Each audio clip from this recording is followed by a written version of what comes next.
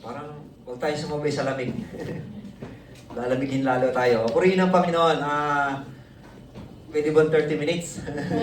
Purihin ng Diyos. Medyo hindi ako sanay pag yung time-bounded. Pero by grace, purihin ng Panginoon. Meron po ba akong kailangang ipaliwanag sa inyo or kailangan po ba natin i-motivate yung ating mga sarili?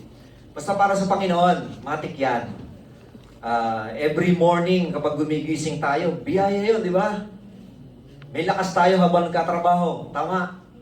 Hindi tayo nagkakaroon ng napapagod. Pero ay tulog lang natin okay na. Di ba parang napakalaking biyaya yon na nanggagaling sa Panginoon. Yung iba hindi na nagigising. Nagreklamo hindi ako makatulog, mas mayroon yung walang gising. Di ba? Purihin ng Panginoon. I don't know how, but sabi ko, nung ma-assign ako dito sa Overtory, hindi ko alam ang sabihin ko. Kasi lahat motivated na tayo eh. Okay, pero I keep praying, sabi ko sa Panginoon Lord, ano yung bibigay ko sa kanila. Kasi alam na naman nila lahat eh. The main dami kong binasa, pero all in all, ang naging bottom line lang is the heart. Yung puso natin. Why God is giving us this kind of messages. Why we offer, why we give whatever the offerings. Hindi lang, when we say offering, it's not about the money itself, not the money alone. Kahit yung buhay natin, why you here is simply because you are offering it to God. Yung sarili mo. Bakit? Marami naman tayong pwedeng gawin eh. Di ba? Pwede tayong gumala.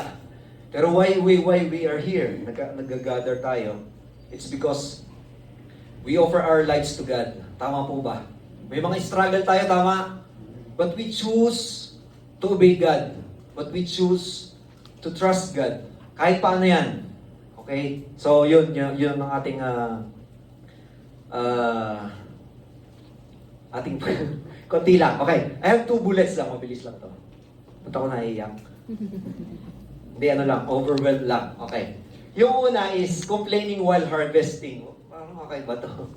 Complaining, but before that, basahin muna natin yung isang 2 Corinthians chapter 9, verse 6 to 10. Medyo mababa na konti.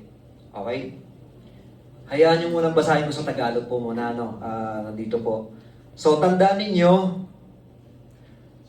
ito, ang nagtatanim ng kakaunti ay aani ng kakaunti, at ang nagtatanim naman ng marami ay aani ng marami. Ang bawat isa'y dapat magbigay ayon sa sariling pasya. Maluwag sa loob at di napipilitan lamang, sapagkat iniibig ng Diyos ang kusang nagbibigay ng may kagalakan.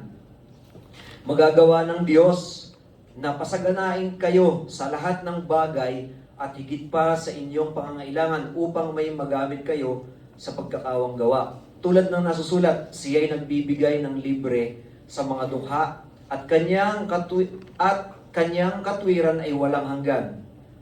Last but not the least, ang Diyos na nagbibigay ng binhing itatanim at tinapay na makakain, ang siya ring magbibigay sa inyo ng binhi at magpapalago nito upang magbunga ng sagana ang inyong kabutihang loob. I thank you. Galing talaga, no? Thank you, Ate Charm. Okay, sa English naman. English naman. Okay lang ba? Okay. Remember this. Whoever sows sparingly will also reap sparingly. And whoever sows generously will also reap generously. Each man should give what he has decided in his heart to give, not reluctantly or under compulsion, for God loves a cheerful giver.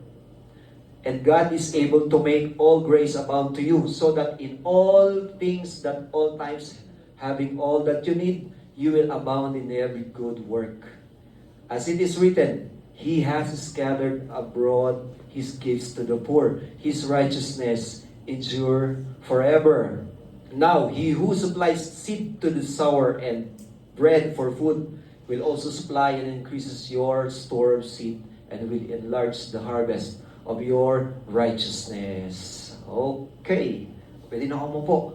Pero hindi ba? Meron tayong 2 bullet. Mabilis lang to. Konting kwento, no? Konting kwento lang. Okay, complaining while harvesting. Ba't kaya ito yung naging tsaka generosity as protection. Ako po ay lumaki po sa mayamang pamilya. Okay. Sana all. Meron po kaming dalawang sasakyan na siyempre sasakyan na apat ang gulong, no. Kaya lang yung isa may sungay. Yung isa ay ginagamit namin sa pag-load ng mga hinarvest ng niyog, mga ganon. Yung isa naming sasakyan na ginagamit namin sa field. May sungay po siya, yun. Alam niyo na po yun. So malawak po ang aming sakahan. Ako po nagkasaka. Ang tatay ko po ay lumaki magkasaka. Doon ko po naiintindihan yung sowing and reaping. I remember, jump na po tayo sa pinakahuli. Nag-harvest na po kami ng itinanim namin. And I keep on complaining kasi napakahirap. Sino po yung nakaka-relate ng mga may tanim na gulay? Pag nag-harvest, mahirap talaga. So kapag umuulan, continue harvesting. Okay? Nagkakaroon pa ng mga langgam sa likod mo, kakagating ka and so on. So nagko-complain ako lagi. Kahit yung pag-prepare ng mga tataniman ng halaman, nagko-complain din po ako kasi napakainit o kaya uulan. Sabi nga, rain or shine, na doon pa sa gitna. So na-experience ko po lahat yon. Pero doon nagko-complain ako tuloy-tuloy. Bakit? Nakikita ko yung tatay ko. Hindi siya nagko-complain. Pupunta kami sa farm o sa bukid. Hindi pa sumisikat yung araw. Bababa kami galing sa bukid, wala na yung araw. Ganun ang ginagawa namin. Pero nakita ko siya, hindi siya nagreklamo. Ako puro complain. Pero nung maintindihan ko, maranasan ko, maunawaan ko, lahat ng complaint ko pala, kaya ako'y narito ngayon sa inyong harapan, kaya tayo nakapag-aral, kaya tayo nakatapos ng ganito, it's because gawa ng mga sakripisyong ganito. So kung hindi nagtanim yung tatay ko at nanay ko po hindi nakatapos ng pag-aaral. Pero sa pamamagitan po ng pagtatanim, imagine nyo po mahirap ang pagkasaka, ay naitawid po kami sa aming pag-aaral ng kami dalawang magkapatid. So hindi biro. Kaya nanawaan ko po nung bandang huli, Lord, though I'm harvesting, I'm complaining, I'm so sorry. Hindi ko nakikita yung mga bagay na dapat kong pasalamat sa Panginoon. So, do not complain about your work. Mahirap, inilipat ka sa ganito, pinagawa ka ng ganito. Do not complain, but maging thankful. Napapagod, pero gawin natin the best natin para sa Panginoon. Hindi natin pinipilis yung kasama natin. Tama, ang tamad-tamad nito. Ako, hataw. Pero pareho kami ng sweldo. Do not complain, please. Baguhin yung espiritong ganun. Sabi nga, marami kang nirereklamong kasama, pero naalala ko, hindi naman yung tao ang kalaban natin. Yung espiritu na nasa paligid na. So, yun. Ganun ang mga mindset na tinuturo ng Panginoon. So, while harvesting, enjoy it. Do not complain. Kasi, sabi nga, yung kapag nagko-complain ka sa mga blessing, nawawala yan. Kaya pala yung hina-harvest ko, namamatay agad. I don't know if there's a scientific, but there is a Japanese study. Kapag nag-speak ka ng positive things sa isang bagay, I don't know, that's too big. Then upon checking sa microscope, pag nag-speak siya ng positive, maganda yung structure niya, naging tsura kung kayo na mahilig magbasa. Then kapag nag-speak ka ng bad words, disrupted yung, may natango, alam ko may nag-agree. Ganun ang nagiging, meaning there's a power in our words. Kaya huwag tayo magko-complain, lalo na pag nag-harvest ng blessing ng Panginoon. Okay, second, generosity as protection. I remember last time, sorry po, 10 minutes wala. Okay, hindi ko lang po makontain. Pero, kami po ang tatay ko is na hindi lang po palay and so on. Marami kayong variety siya. Pag nagtanim siya, more or less 15 variety ng gulay. Tataka ako bakit lagi siya nagtatanim sa perimeter. Pwede naman magkakasama doon sa gitna. Then, nakita ko, maraming humihingi. So, they don't have to go inside just to pick yung harvest nang hindi namin alam. Yung pala, inilaan talaga ng tatay ko para doon sa mga manghihingi. Yun, na-realize, sinabi ng tatay ko, anak yan ay para sa mga humihingi. Para yung nasa gitna ng mga ganda, hindi nila kukuhanin. Oh. Doon maganda rin nasa likod. String beans, sitaw. So, doon ko nakita kung paano pagpalayan ng Diyos yung aming pagtatanim. Kasi sa kanya nakakita ng string beans, 1 meter ang haba. So yun, doon pa lang. Kaya lang bumubunga sa perimeter, hindi ka nila. Okay? So, yun. There's protection. Generosity as protection. So, same din ang nangyari kay Joseph, the dreamer. Okay? So, generosity, it brings also, God is giving us the knowledge how to manage our resources. Resources, hindi lang po, hindi lang pera. Okay? Lahat po.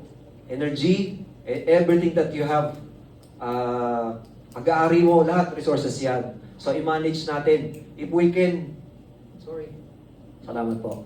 Yun, i-manage natin para sa kasaganaan, mag-save tayo na mag-save. Para pagdating ng may tinamaan ng nagay, meron tayo nakasave. Diba? So, pagdating ng the following month, dun mag-i-impact yung ating long vacation. So, meron tayo nakasave. Ganun lang naman. Okay? So, salamat po sa Panginoon. Tayo may manalangin sa Panginoon. Tama na. Prayer for our offering para sa Panginoon. Okay. Purihin ka, Panginoon. Makapangyarihan Diyos, amin pong kataas-taasang Ama, na siyang lumikha ng lahat ng bagay na kayang makita ng aming mga mata, na kayang maramdaman ng aming mga sarili, ng aming puso, na kaya namin marinig. You have created everything, Lord. Thank you, Jesus. Thank you, Lord, God the Father. You have created everything out of nothing. Just your words and everything existed, Lord. Even us, Lord. And we thank you, Lord. You have created first everything of this to prepare para po sa amin. Salamat po, Panginoon. Lord God, maging ang aming buhay at lahat ng aming tinataglay at meron kami, aming pong tinuturi na nagmula sa inyo, Panginoon. Lord, teach us, Lord. Kung meron man po kami mga bagay na hindi pa nauunawaan, we ask, Panginoon, na ialahin mo po ang aming puso and do not settle for less, Panginoon. Tulungan na po kami hanapin ang totoo.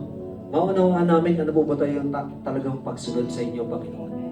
Pagkat, Lord, we're not just looking for mag-multiply pa yung mga ibinibigay namin as a return back. Kundi, Panginoon, maintindihan namin, Panginoon, na yung kagalakan pa lang ng pagbibigay sa inyo, Panginoon, ay isang napalaking pagpapala na. Sapagkat marami po na mayroon, hindi po masaya, or parang there's something wrong, Panginoon. And yet, yung mga masasayang nagbibigay, kahit kukunti, Panginoon, parang punong-puno, Panginoon, ng kapayapaan, kagalakan para sa inyo, Panginoon. At willing na magbigay pa ng hindi na aming makakaya, Panginoon. Salamat po Diyos sa umagang ito. Tinataas po namin sa iyo mga handog na ito, Panginoon. Dalangin po namin maging kagamit-gamit sa iyong mga dakilang gawain. Salamat po, Panginoon. Tinataas po na lahat sa iyong papuri, pagsamba at pasalamat. Sa pangalan ni Jesus, ito po ang aming dalangin. Amen.